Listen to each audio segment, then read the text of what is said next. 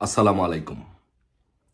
আজকে সারা বাংলাদেশে আমরা যে জিনিসটি দেখতে পাচ্ছি যে বিভিন্ন জায়গায় ফেসবুকে এবং মেসেঞ্জারে মেসেজ আসছে যে হই হই রই রই হাসনাত সার্জিস গেল কই, হই হই রই রই সমন্বয়করা গেল কই। তার মানে একটি বাংলায় একটি কথা আছে যে অল্প বয়সে যদি পেকে যায় তাহলে তাদের দুঃখ নাকি অনেক সময় থাকে, চিরকাল নাকি তাদের দুঃখ থাকে। সো কোথায় আছে হাসনাত সার্জিস? যেখানেই থাক না কেন, অন্ততপক্ষে আমাদের এই জিনিসটা নিশ্চিত করতে হবে এই হাসনাত সার্জিসরা যেন দেশ ছেড়ে যেন পালাতে না পারে। কারণ একটা সমূহ সম্ভাবনা আছে যে তাদের যে বন্যা দুর্গতদের জন্য যে টাকা সংগ্রহ করা হয়েছে, কোটি কোটি টাকা, সেই টাকা নিয়ে হয়তো পালিয়েও যেতে পারে, বা ওদের ওদের কারণে বাংলাদেশ যে ধ্বংসের দ্বার প্রান্তে গিয়ে পৌঁছেছে এবং বাংলাদেশের যে একটি অরাজক পরিস্থিতি বিরাজ করছে, সো এটা ওরা টের টের পাচ্ছে এবং ওরা বুঝতে পারছে। সো আমাদের খুব ভালোভাবে খেয়াল রাখতে হবে, সব জায়গায় নজর রাখতে হবে এই সমন্বয়কারীরা হাসনাত সার্জিসরা যেন কেউ যেন পালাতে না পারে। সারা বাংলাদেশে গতকালকে মাননীয় প্রধানমন্ত্রী শেখ হাসিনার জন্মদিন ছিল। সারা বাংলাদেশে আনাচে গানাচে দেশে বিদেশে যেইভাবে দেশরত্ন এই পরিস্থিতিতে দেশরত্ন শেখ হাসিনার যেইভাবে জন্মদিন পালিত হয়েছে, তা থেকে প্রমাণিত হয়, আবারও প্রমাণিত হয় যে বাংলাদেশ আওয়ামী লীগ আসলেই একটা ফিনিক্স পাখি। মৃত্যুর স্তূপ থেকে আওয়ামী লীগ দাঁড়াতে পারে। বাট এখন অনেকের প্রশ্ন হতে পারে যে এখন আওয়ামী লীগ কেন আন্দোলনের ডাক দিচ্ছে না, শেখ হাসিনা কেন আন্দোলনের ডাক দিচ্ছে না? ভাই, আন্দোলনের ডাক সবসময় দেওয়া যায়, সবসময় আন্দোলন করা যায়। এই 5 তারিখে 5ই আগস্ট যদি মাননীয় প্রধানমন্ত্রী শেখ হাসিনা বলতো যে আওয়ামী লীগ, যুবলীগ, ছাত্রলীগ, স্বেচ্ছাসেবক লীগ সহ সকল সংগঠনের সারা বাংলাদেশ থেকে 20 লক্ষ লোক গণভবনের আশেপাশে অবস্থান নেও, তাহলে কিন্তু 20 লক্ষ লোক কিন্তু অবস্থান নিত এবং এই 20 লক্ষ লোক কিন্তু মারামারি করত। তাহলে কি হতো? অনেক লোক মারা যাইত। তো শেখ হাসিনা যেহেতু প্রো পিপল পলিটিক্স করেন, জনগণের জন্য পলিটিক্স করেন এবং জনগণকে ভালোবাসেন, সেই জন্য উনি সিদ্ধান্ত নিয়েছেন যেন কোনো সংঘাত না হয়, যেন কোনো লাশ না পড়ে। বাট সেই জন্য উনি ক্ষমতা ছাড়তে হয়েছে, উনি ক্ষমতাচ্যুত হতে হয়েছেন, কিন্তু মানুষ রক্ষা করেছেন। এটাকে বলে রাজনীতিবিদ। উনি মানুষের জীবন রক্ষা, ক্ষমতা ছেড়ে দিতে রাজি আছেন। ওনার বাবা বঙ্গবন্ধু শেখ মুজিবুর রহমান যেটি বলেছিলেন, আমি প্রধানমন্ত্রিত্ব চাই না, আমি এদেশের জনগণের স্বাধীনতা চাই। যে 5ই আগস্ট শেখ হাসিনা প্রমাণ করে দিয়েছেন, আমি ক্ষমতা চাই না, আমি মানুষের জীবন রক্ষা করতে চাই। কারণ 5ই আগস্ট যদি শেখ হাসিনা বলতেন তাহলে 20 লক্ষ 30 লক্ষ লোক এই গণভবনে এসে জড়ো হইতো, ঢাকা শহরে এসে জড়ো হইতো। একই বলে বঙ্গবন্ধু কন্যা প্রধানমন্ত্রী শেখ হাসিনা। তাই এই শেখ হাসিনা চাইলে যে কোনো মুহূর্তে বাংলাদেশে আন্দোলনের ঢাকা শহর যে কোনো এনি টাইম, শেখ হাসিনা যদি আজকে ডিক্লেয়ার করে তাহলে কালকে ঢাকা শহর 50 লক্ষ লোক জড়ো হবে। আজকে ডিক্লেয়ার করলে কালকা শহর লাখ লাখ লোক চলে আসবে। কিন্তু আমাদের বুঝতে হবে, আমাদেরকে বুঝতে হবে, দেখেন আমাদের আন্দোলনের ধারাবাহিকতা, আমাদের আওয়ামী লীগের চাইতে আন্দোলন কেউ ভালো বুঝে না, জানে না এবং জানার কোনো সুযোগ নেই। আমাদের বাংলাদেশ আওয়ামী লীগের জন্ম হয়েছে আন্দোলনের ওপর থেকে।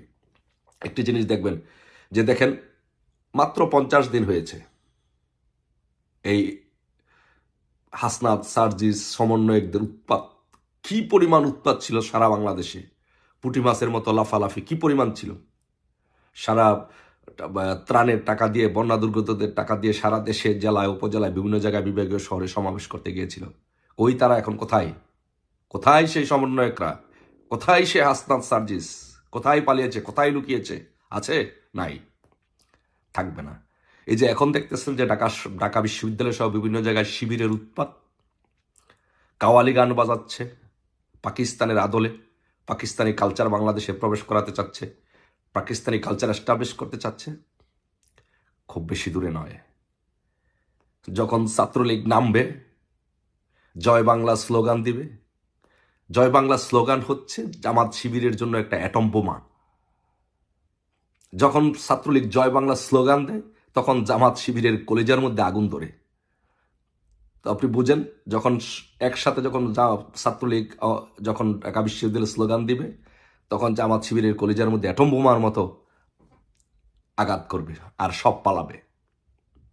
যেমন সমন্বয়ক হাসনাত সার্জিসরা ওরা কোথায় আছে কেউ জানে না।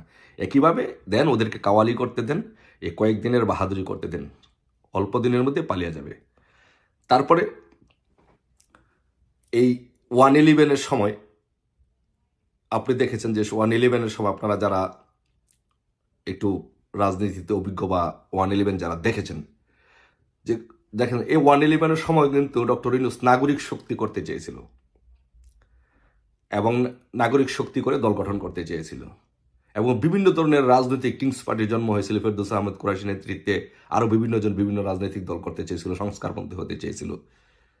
কিন্তু যেই ছাত্রলীগ জেগে উঠেছে, যে আওয়ামী লীগ জেগে উঠেছে, আস্তে আস্তে সব লেজ গুটি আস্তে আস্তে চলে গেছে, নির্বাচন দিতে বাধ্য হয়েছে। এদেশের জনগণ যা চাইবে তাই হবে। জনগণের শক্তি হচ্ছে সবচেয়ে বড় শক্তি। এদেশের জনগণ শেখ হাসিনাকে ভালোবাসে, এদেশের জনগণ বঙ্গবন্ধুকে ভালোবাসে, এদেশের জনগণ বঙ্গবন্ধু কন্যাকে ভালোবাসে। সো যখনই প্রয়োজন বোধ করবে সব কিছু ঠিক হবে। যখনই আন্দোলনের ডাক দিবে এরকম সমন্বয়ক জামাত শিবির ওরা সব পালিয়ে যাবে। আর বিএনপি মাজাভাঙ্গা বিএনপি ধ্বজভঙ্গ ছাত্রদল আমাদের সাথে এসে আন্দোলনে, আওয়ামী লীগের সাথে ছাত্রলীগের সাথে এসে আন্দোলনে শরিক হবে নির্বাচনের জন্য। কারণ ওদের নিজস্ব পায়ে মাজাভাঙ্গা অবস্থায় ওরা নিজস্ব পায়ে দাঁড়ানোর মতো ক্ষমতা শক্তি সামর্থ্য ওরা নাই। ওরা সবসময় দেখবেন কারো না কারো উপর ভর করে আন্দোলন করে, সারা জীবন কারো না কারো উপর ভর করে কোনো কিছু করতে হবে। ওদের নিজস্বভাবে কোনো কিছু করার ক্ষমতা নেই।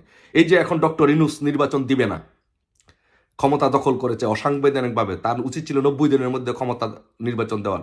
এই মাজাভাঙ্গা বিএনপির সেই ক্ষমতা, এই মাজাভাঙ্গা বিএনপির সেই সাহস, আমি চ্যালেঞ্জ করে বললাম, এই মাজাভাঙ্গা বিএনপির সেই সাহস ক্ষমতা কি আছে নির্বাচন দেওয়ার কথা বলা 90 দিনের মধ্যে? নাই। এই সারা বাংলাদেশে সন্ত্রাসী কার্যক্রম, দখলদারিত্ব, লুটতরাজ চালাচ্ছে বিএনপির জামাতের কর্মীরা, অথচ তারেক রহমান এখনো লন্ডনে বাংলাদেশে যায় না বয়ে। তার মা অসুস্থ, তাকে মাকে বিদেশে পাঠানো চিকিৎসার জন্য, কারণ বাংলাদেশে আসতে দিবে না, সে বাংলাদেশে গেলে জেলে যাবে। তো এরকম মাজাভাঙ্গা নেতৃত্ব এবং মাজাভাঙ্গা বিএনপির কাছ থেকে কি আশা করেন? সো কাজটা আমাদেরই করতে হবে, আমাদেরই নির্বাচন আদায় করতে হবে।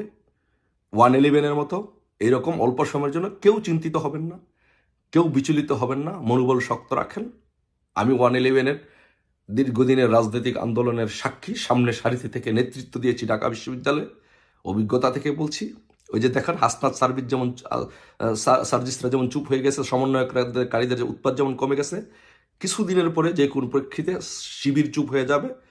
আস্তে আস্তে দাঁড়িয়ে আমরা নির্বাচনের জন্য আন্দোলন করব এবং আমাদের পাশে বিএনপি আসবে, জাতীয় পার্টি আসবে, অন্য অন্য দলগুলো আসবে।